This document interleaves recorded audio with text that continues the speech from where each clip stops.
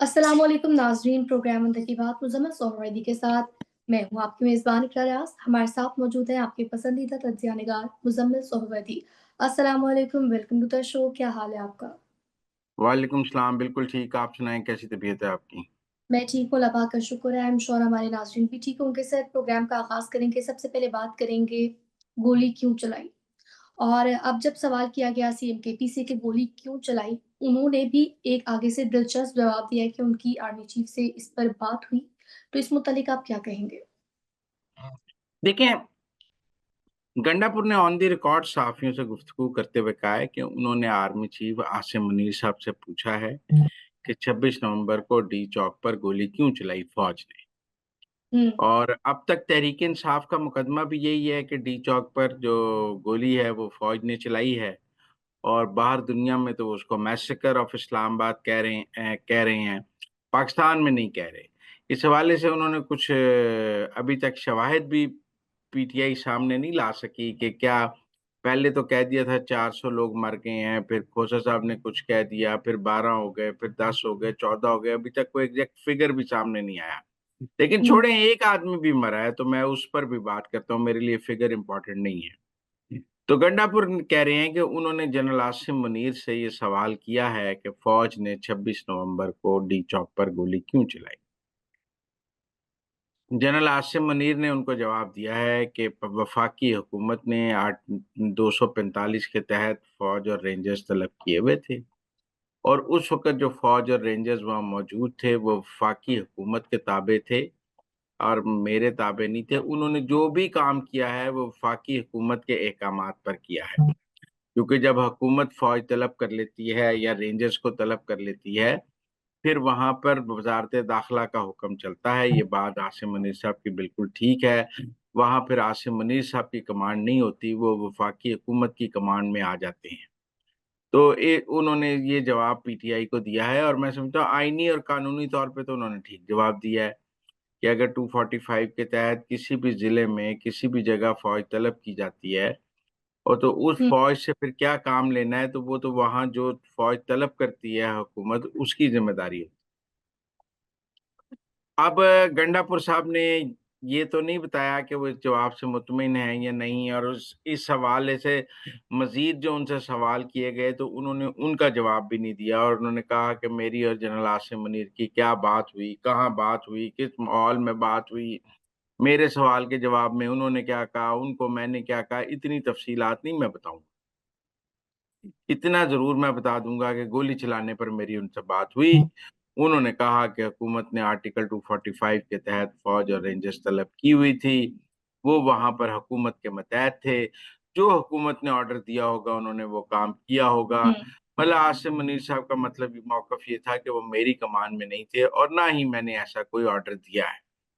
अब यहाँ जो तहरीक-ए-इंसाफ ने जनरल आसिम मुनीर की ये बात मान ली है, तो फिर जो उनकी इंटरनेशनली कैंपेन चल रही है, वो बंद हो जानी चाहिए थी या उन्होंने नहीं मानी।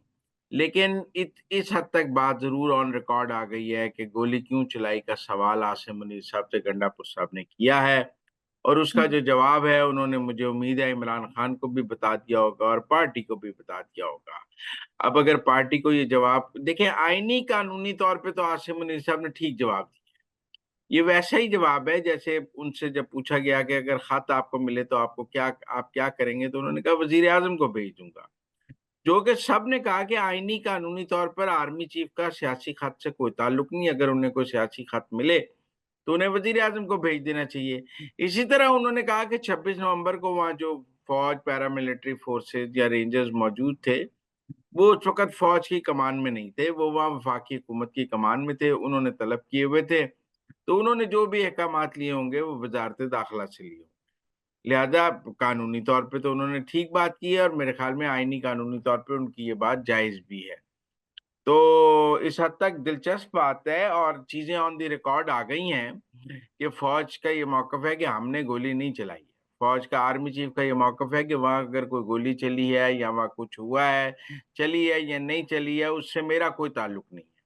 ना वो मेरे अहकामात थे, ना मैंने वहाँ कोई अहकामात दिए, ना वहाँ जो लोग थे वो उस वक़्त मेरी कमान में थे और ये वफ़ ज आपका सवाल वफ़ाकी हुकूमत से बनता है, आप जाएँ वफ़ाकी हुकूमत से बात करें। इसीलिए मेरे ख्याल में ये वही जवाब होगा अगर कल को 26 नवंबर पे जुडिशियल कमीशन बनता है और वो जुडिशियल कमीशन फौज से पूछता है कि आपने गोली चलाई, तो फौज की क़यादत का सादा जवाब होगा कि हमारी तो वहाँ कमांड ही नहीं थी।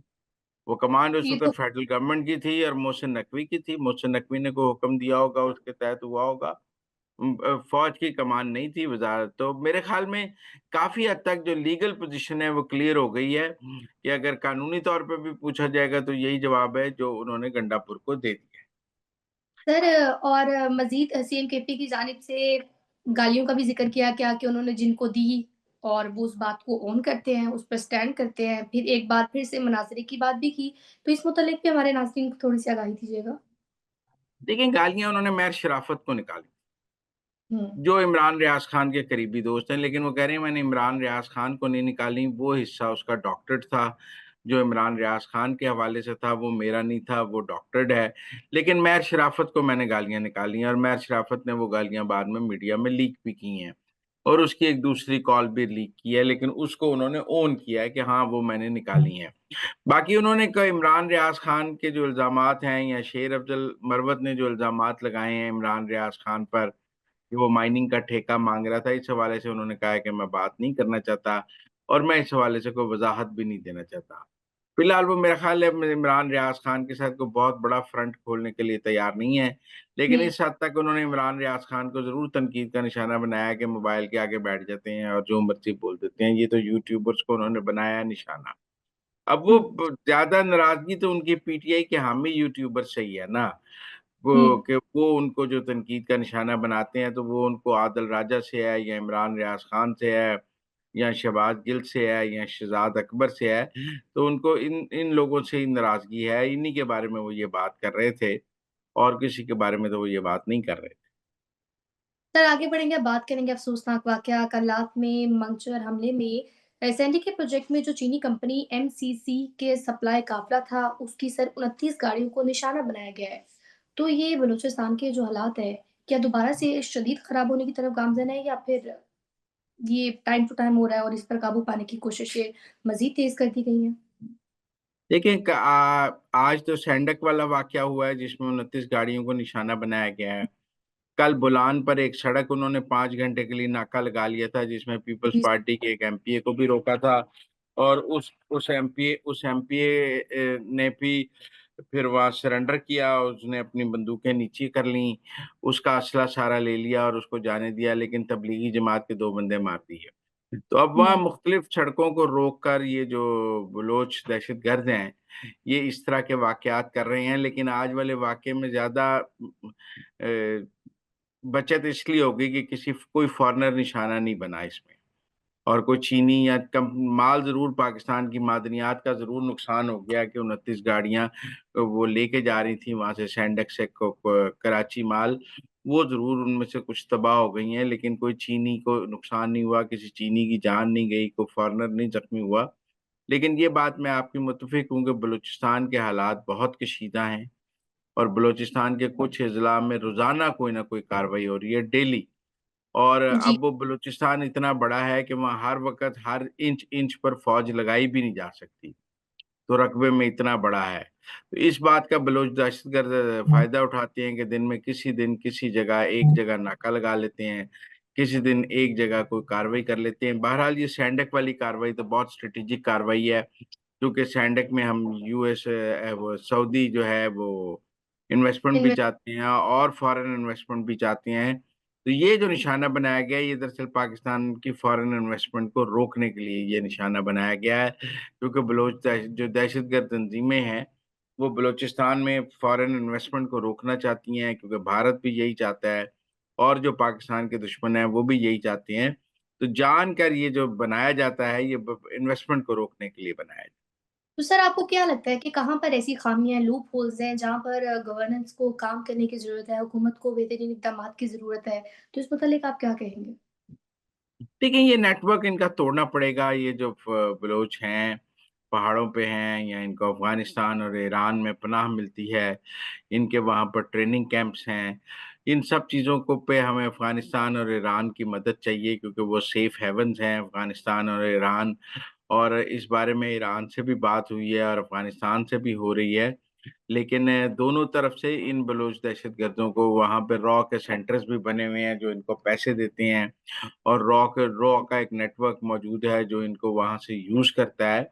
तो इसमें फ़ॉरेन इन्वॉल्वमेंट तो बहुत ज़्यादा है और ये कार्रवाई करके वापस बॉर्डर पार करने की भी कोशिश करते हैं, पहाड़ों पर वापस चढ़ जाते हैं। तो बलूचिस्तान का इलाका कोई ऐसा मैदानी इलाका नहीं है जिसको आप बहुत आसानी से क्लियर कर लें। कुछ डेज़र्ट है, कुछ पहाड़ हैं, तो इसलिए एक डिफ़िकल्ट टास्क है जो पाकिस्तान की फ़ौज कर रही है और एक मोहताद अंदाज़े के मुताबिक इसमें 2 साल का वक़्त लग सकता है। ये थी कर्नाटक वाक़े पर सर की गुफ्तगू। सर आगे बढ़ेंगे, आखिर में आपसे जानना चाहूँगी कि चीफ़ जस्टिस का जो डेरा इस्माइल खान का विज़िट है और उन्होंने वहाँ पर जेल रिफ़ॉर्म्स की बात भी की, फिर वहाँ पर जो अदलिया है उनसे भी मुलाकात हुई है वहाँ के जजेस की और वहाँ की इलाकाई सूरत-ए-हाल पर भी गुफ्तगू हुई है। इस मुतालिक आप क्या कहेंगे? देखिए, डेरा इस्माइल खान जाना उनका बहुत स्ट्रैटेजिक है। ये बिल्कुल 7 कबायली इलाके हैं। डेरा इस्माइल खान में लॉ एंड ऑर्डर की सिचुएशन भी बहुत ख़राब है और चीफ जस्टिस याहिया अफरीदी वहाँ गए हैं, वहाँ जेल का विज़िट किया है, डिस्ट्रिक्ट जुडिशरी से मिले हैं। ये एक अच्छी बात है और मैं समझता हूँ कि जो खतरनाक इलाके हैं, वहाँ पर जो जुडिशरी के लोग फ़राइज़ सर-अंजाम दे रहे हैं, समझें वो जिहाद ही कर रहे हैं। क्योंकि दहशतगर्दों के निशाने पर होते हैं ये जज भी और ये सब कुछ, इनकी सिक्योरिटी बहुत अहम मामला है। लेकिन मैं समझता हूँ कि जो जुडिशियल रिफ़ॉर्म्स की एक वसी डायलॉग है, मेरे ख़्याल में उसमें अब चीफ जस्टिस जो हैं वो मातहत अदलिया से भी राय ले रहे हैं और दूर-दराज़ इलाकों में जो डिस्ट्रिक्ट जुडिशरी सर्व कर रही है, उनसे जुडिशियल रिफ़ॉर्म्स पर बात करने के लिए ये विज़िट था। बाकी चीफ जस्टिस अगर डेरा इस्माइल खां की जेल गए हैं, तो उन्हें अडयाला भी जाना चाहिए। वो कैदियों से अगर मुलाकातें कर रहे हैं, तो वो अडयाला जाएँ और अडयाला के कैदी नंबर 804 से भी मुलाकात करें कि भाई आपका खत मिला है और जाकर देखें कि कैदी नंबर 804 को किस हालत में रखा गया है।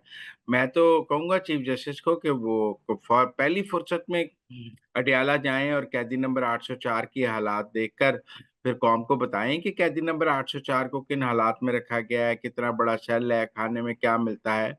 और कैदी नंबर 804 का भी अपनी जेल सहूलियात के हवाले से इंटरव्यू करें। तो नाज़रीन ये थी आज के अंदर की बातें। आपसे मुलाकात होगी अगले प्रोग्राम में। हमें दीजिए इजाज़त। अल्लाह ने के बाद।